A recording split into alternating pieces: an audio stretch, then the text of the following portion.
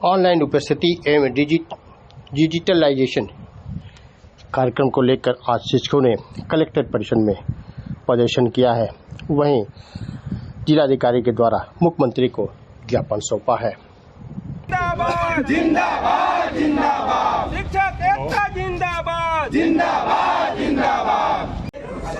Online sir mobile से हाजिरी ली जाती है विभाग द्वारा, जिला बेसिक कार्यालय द्वारा। अब वो फोन से 8 बज के अगर जो 2 मिनट पर अध्यापक अगर जो रिवर्स कॉल करता है तो कहते हैं कि नहीं आप अनुपस्थित हो गए पूरे दिन, अब वो सर बंद करा दिया जाए। उसके आशय का एक पत्र में जिलाधिकारी प्रदेश में मऊ में चलता है।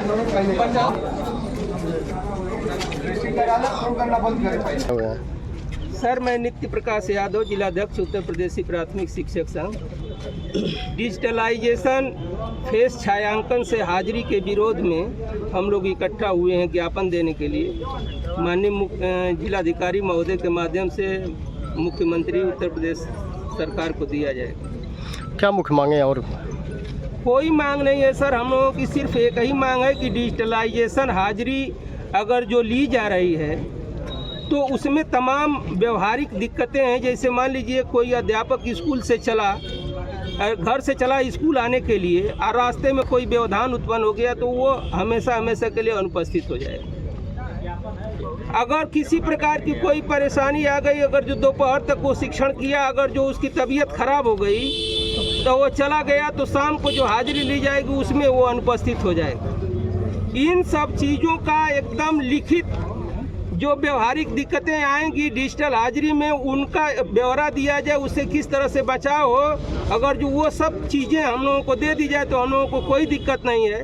अध्यापक कोई मशीन नहीं है कि सर की एकदम राइट टाइम पर चालू कर दिया जाएगा तो वो अपने निर्दिष्ट लक्ष्य को प्राप्त कर लेगा। अध्यापक एक जीता जागता मानव है और वह जब उसका दिल और दिमाग स्थिर रहेगा तभी वो अपनी पूरी क्षमता के अनुसार जो है शिक्षण कार्य कर पाएगा। अध्यापक पहले जाता है तो बच्चों का वो मूल्यांकन करता है कि उसका स्तर कैसा है, इसको किस तरह से शिक्षा दी जाए, ये सब सोच करके वह शिक्षण कार्य करता है। हम लोगों को तो फरमान आ जाता है कि 6 से 14 अगर जो 14 वर्ग का बच्चा है तो उसको 8 के स्तर का सब ज्ञान होना चाहिए। बताइए कोई मशीन कर सकती है सर? कोई जीता जागता संवेदनशील मानव ही कर सकता है। तो इसको एकदम मशीनीकरण के तरह से मानव आदमियों को ट्रीट किया जा रहा है, ये तो बड़ा खराब। तो क्या शिक्षा कार्य बाधित है, चल रहा है? शिक्षण कार्य तो सर लगातार चल रहा है, यही तो शिक्षक की विशेषता है। अगर जो वह किसी अगर जो स्कूल में गया तो एक्स्ट्रा टाइम लेकर के अपने कार्य को पूरा करता है और जहाँ से अपना कार्य छोड़ा रहता है वहीं से शुरू करता है सर। तो आज कहाँ पे आए हैं? हम लोग कलेक्ट्रेट परिसर में आए हैं सर। जी, किसको ज्ञापन दिया? जिलाधिकारी महोदय के माध्यम से मुख्यमंत्री जी को, माननीय मुख्यमंत्री जी को ज्ञापन दे। मेरा नाम डॉक्टर रामदास भारती है, उत्तर प्रदेशी जूनियर हाई स्कूल शिक्षक संघ जनपद मऊ का जिलाध्यक्ष। क्या मामला बड़ी तादाद में आज मामला प्राथमिक शिक्षक संघ की तरफ से आज ज्ञापन माननीय मुख्यमंत्री महोदय जी को संबोधित ज्ञापन जिलाधिकारी महोदय के माध्यम से दिया जाना है। और ये जो पूरे प्रदेश में आज जो माननीय महानिदेशक महोदय की तरफ से एक शासनादेश निर्गत हुआ कि आज से जो है 8 तारीख से सभी विद्यालयों में बेसिक के जो है उसमें ऑनलाइन हाजिरी और उपस्थिति से संबंधित लेकर के सारी जो 12 उनके रजिस्टर हैं उन सारी की सारी चीज़ों को डिजिटाइजेशन किया जाए। तो ये आपकी तरफ से किया गया है, लेकिन पूरे प्रदेश लेवल पे अब प्राथमिक जूनियर शिक्षा मित्र अनुदेशक और जितने भी शिक्षक शैक्षणिक रूप से जितने संगठन हैं और शासकीय कर्मचारी संयुक्त परिषद है वो सबने मिलकर के ये शिक्षक शिक्षा मित्र अनुदेशक कर्मचारी संयुक्त मोर्चा बनाया है और जिसके माध्यम से पूरे प्रदेश में ये हम लड़ाई लड़ने जा रहे हैं। दूसरी बात कि हम मशीन, अभी अध्यक्ष जी ने भी बोला हम मशीन नहीं, हमें मानव हैं तो मानव को संसाधन के रूप में न यूज़ किया जाए। कब तक मानव को मानव नहीं बनने दिया जाएगा। और वो सबसे बड़ी बात कि जो शिक्षक होता है एक संवेदनशील होता है, हमें भी विवेक से काम क्यों नहीं लेने दिया जाता?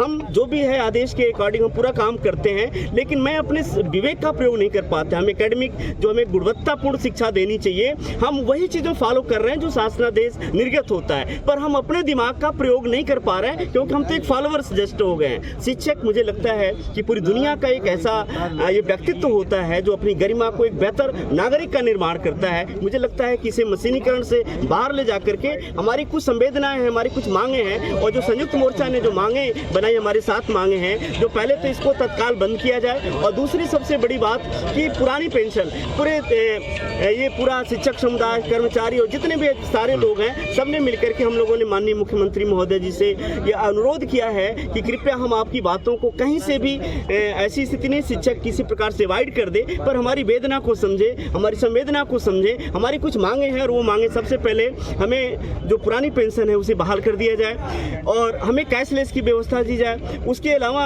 ईएल की व्यवस्था दी जाए। हम 14 सीएल में हम काम चलाते हैं, सोचिए हम किस रूप में जा पाते हैं। मगर सरकार ने कड़ाई से पालन करने को कहा है। सरकार कर रही है, हम सरकार के ही पार्ट हैं, लेकिन सरकार के साथ साथ मानव हैं, और ये मानव के साथ शिक्षक हैं। शिक्षक अपने आप में एक विशिष्ट होता है, ये हर लोगों से अलग है, एक बेहतर नागरिक का निर्माण करते हैं। हम अब विश्वास पैदा करने वाले लोग हैं, सत्यनिष्ठा से काम करने वाले लोग हैं। तो मुझे लगता है कि सत्यनिष्ठा और बेहतर काम के लिए जरूरी है कि शिक्षकों पर विश्वास किया जाए, और उनकी भी बातों को, उनकी भावनाओं को समझ करके देश हित में, राष्ट्र हित में कोई निर्णय लिया जाए। अगर आपकी मांगे नहीं मानेंगे तो आप क्या करेंगे? देखिए, जैसा कि पूरे प्रदेश का नेतृत्व जैसा कर रहा है, संयुक्त मोर्चा की तरफ से हम सब लोग मिलकर के ये लड़ाई लड़ रहे हैं। हम निवेदन कर रहे हैं कि प्लीज हम लोगों की बात मान लीजिए। शिक्षक कोई अपराधी नहीं है, शिक्षक पे विश्वास कीजिए। शिक्षक ने इस देश, पूरी दुनिया के निर्माण में एक बड़ी भूमिका निभाई है। हम तब तक लड़ते रहेंगे जब तक, और जैसा प्रदेश का नेतृत्व होगा उसके अनुसार हम काम करेंगे। लागू कर रही है उसके विरोध में, क्योंकि दोहरा मापदंड अपनाया जा रहा है। अन्य विभागों में जो है डिजिटल अटेंडेंस की प्रथा नहीं है, प्रक्रिया नहीं है, वहाँ बायोमेट्रिक लागू किया गया है। क्यों नहीं हमारे यहाँ बायोमेट्रिक लागू किया गया? तो यह दोहरा मापदंड हुआ कि नहीं? तो क्या अध्यापक इतना बड़ा गुनहगार है कि इसके लिए डिजिटल अटेंडेंस आवश्यक है? तो हमारी मांगे ये है कि ठीक है, हम आपको जो है डिजिटल अटेंडेंस देने के लिए तैयार हैं, लेकिन किन परिस्थितियों में? हमारे सभी शिक्षकों का जैसे कि पुरानी पेंशन बहाल की जाए, और अगर पुरानी पेंशन बहाल करने में किसी तरह की सरकार को असमर्थता है, कोई दिक्कत है, तो वह स्वयं जो प्रतिनिधि हैं समाज के, जो नेता हैं, जो सरकार चला रहे हैं, जो नेतृत्व करता है, वे सारे लोग अपनी पेंशन को छोड़ दें। हम खुद तैयार हैं, ऑनलाइन तैयार है। ऑनलाइन के बारे में क्या कहना है? ऑनलाइन उपस्थिति के बारे में कह रहे हैं भाई, ऑनलाइन उपस्थिति के बारे में ही कह रहे हैं कि तब तक हमारा विरोध चलेगा जब तक कि सरकार हमारी मांगों को मान नहीं ले रही है। हमारे तमाम जो है अध्यापकों की दिक्कतें हैं, जैसे अभी लोगों ने बताया, हमारे पूर्व के वक्ताओं ने, कि CL 14 है, हमारे पास EL नहीं है, और जैसे राज्य सरकार कर्मचारियों को सुविधाएं दी जाती हैं, उस तरह की सुविधाएं हमारे अध्यापकों को भी मिलनी चाहिए। उसका हम भी उसके हकदार हैं, लेकिन कभी भी इस पर न चर्चा की गई, न इस पर कोई बात की गई। आज 15-16 साल से वेतन विसंगति के लिए हम लोग लड़ाई लड़ रहे हैं, उस पर न किसी ने चर्चा किया और न किसी ने उस पर कोई बैठक की, न कोई। जो ऑनलाइन उपस्थिति है उसका विरोध करने के लिए हमारे जनपद के शिक्षक, शिक्षा मित्र, अनुदेशक सारे लोग इकट्ठा हैं। हम लोग डिजिटल भारत के विरोधी नहीं हैं, ऑनलाइन उपस्थिति के विरोधी नहीं है, विकास के विरोधी नहीं है, लेकिन जो उसमें आने वाली समस्याएं हैं, जो बाधाएं हैं, उसको दूर करने की बात हम लोग करते हैं। बड़े बड़े राज्य कर्मचारी अधिकारी हैं, उनको गाड़ियां मिली हुई हैं, अपने गाड़ी से चलते हैं। हमारे अध्यापक मोटरसाइकिल से जाते हैं, पगडंडियों से जाते हैं, उस प्रकार के रास्ते नहीं हैं, भौगोलिक स्थिति नहीं है विद्यालय की, उस भौगोलिक परिवेश में नहीं है। तो जो उसमें समस्याएं हैं, उन समस्याओं को दूर करे सरकार। बाकी हम डिजिटल उपस्थिति और डिजिटल भारत का विरोधी कोई अध्यापक नहीं है। सारे विकसित भारत की कल्पना सारे अध्यापक करते हैं और समाज का निर्माण करते हैं। विकसित अध्यापक, हमारी मूल समस्या ये है कि सरकार हमें कर्मचारी न समझे। अध्यापक की एक गरिमा होती है। हम डिजिटल के कतई विरोधी नहीं है, डिजिटल रजिस्टर के रूप में हम तैयार हैं, किंतु उसको उपस्थिति के रूप में लिया जाएगा तो बहुत सारे ऐसे विद्यालय हैं जहाँ की भौतिक स्थिति जो है वहाँ कठिन है, वहाँ एक हफ्ते लाइट नहीं मिल पाती है कभी कभी। ऐसा सिचुएशन है हमारे ग्रामीण अंचलों में। उस समस्याओं को दूर कर कर, हमारे व्यक्तिगत समस्याओं को दूर कर कर सरकार बायोमेट्रिक लगाए। तो क्या चाहते हैं? क्या चाहते हैं? हम चाहते हैं सरकार इस पर सकारात्मक कदम उठाए, हम शिक्षकों के हित में निर्णय ले।